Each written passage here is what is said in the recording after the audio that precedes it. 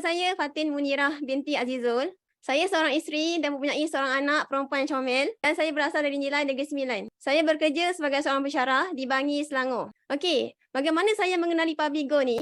Pada tahun 2020, Jun, dari WhatsApp status introducer saya sendiri, iaitu Puan Ain Najwa. Berangkat kakak usrah saya lah. Alhamdulillah, kami telah bersahabat lama sangat, sejak tahun 2014 lagi. Dan memang kerap berkongsi kisah kehidupan, kewangan, malah kisah percintaan pun kita orang kongsi juga. Okey, jadi satu hari tu Puan Ain buat posting tentang simpanan emas dekat WhatsApp status. Jadi saya tanyalah dekat Puan Ain ni, Kak Ain jual emas ke? Lepas tu dia kata, tak, akak simpan emas. Jomlah Fatin simpan emas. Simple je ayat dia, jomlah Fatin simpan emas. Jadi saya pun cakap, kenapa emas? Dia pun cakap memang jawapan dia ringkas. Sebab emas kali inflasi. Dulu kali lipat 30 sen, sekarang kali lipat 50 sen. Macam tu je.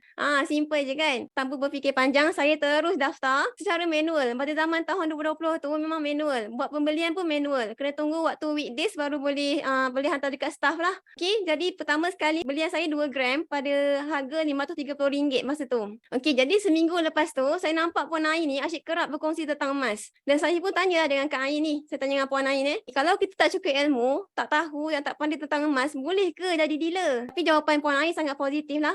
Boleh, Fatin, akak pun senang belajar. Kita belajar sama-sama. Tak tahu, kita tanya Dr. Syafiq. Jadi saya terus grab promosi dealer 30 gram masa tu. Jadi saya ambil secara EPP lah. Masa tu saya kena commit dalam RM700 ke RM800 sebulan. Cuma bayangkan, masa tu saya baru pelajar PhD semester pertama. Saya masih bujang masa tu. Saya ada satu tabiat di mana bila saya simpan duit di tabung haji, saya tak nak keluarkan duit tersebut. Macam kalau dah simpan, jangan keluarkan. Kalau orang nak pinjam pun saya cakap tak ada duit. Memang saya sanggup menipu lah maksudnya. Sebabkan saya tak senang duduk kan, takkan nak keluarkan duit tabung haji nak bayar komitmen kita dekat EPP tu.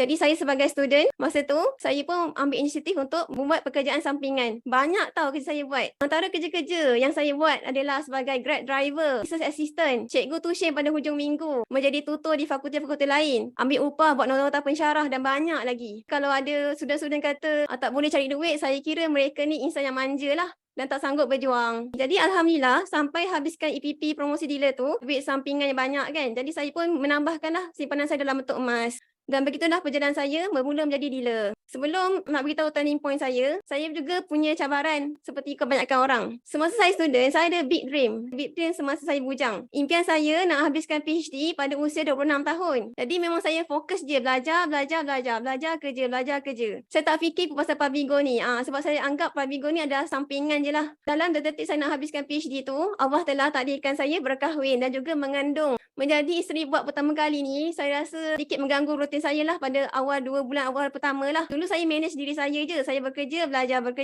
kan. Tapi bila saya dah jadi isteri, kenalah menguruskan rumah tangga pula. Tapi Alhamdulillah lah, suami saya memahami saya punya impian. Banyak bertoleransi lah dengan kesibukan saya. Okay, long short story. Dengan izin Allah, saya telah pun berjaya menamatkan PhD saya pada usia yang muda.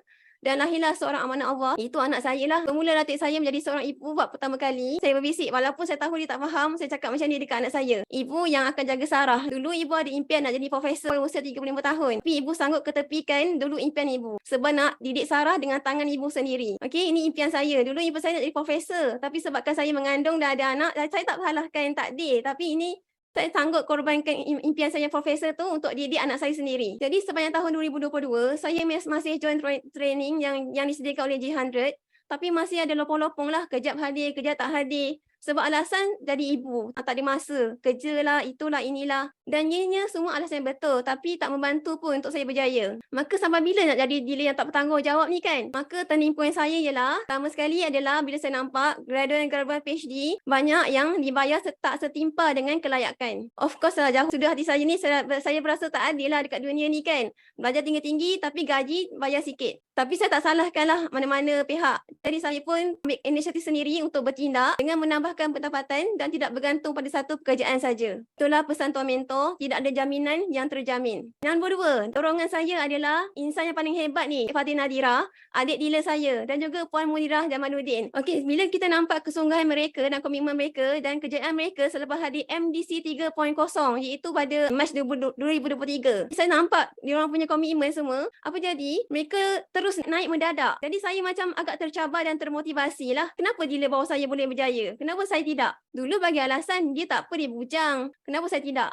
Kan? Lepas tu saya bagi alasan saya ada anak. Tapi Puan Munirah pun ada anak, ada 2 orang lagi anak dia. Kenapa lagi saya tak boleh buat? Maka saya pun bermula dengan mendisiplinkan diri saya untuk tidak ponteng mana-mana training yang Jihan sediakan. Sebab itulah tagline saya adalah tak pandai tak apa, janji rajin. Sebenarnya orang berjaya adalah orang yang rajin, bukan orang yang pandai. Pandai macam mana pun kalau dia malas, dia tak akan ke mana-mana. Saya sudahi kisah inspirasi saya dengan satu kata-kata hikmah oleh Hamka. Semangat yang lemah, buanglah jauh. Jiwa yang kecil, segera besarkan. Yakin, percaya, iman pun teguh. Masa hadapan, penuh harapan. Sekian, sampai sini saya pengkongsian saya malam ini. See you at the top. Kejayaan adalah satu perjalanan, bukan satu destinasi.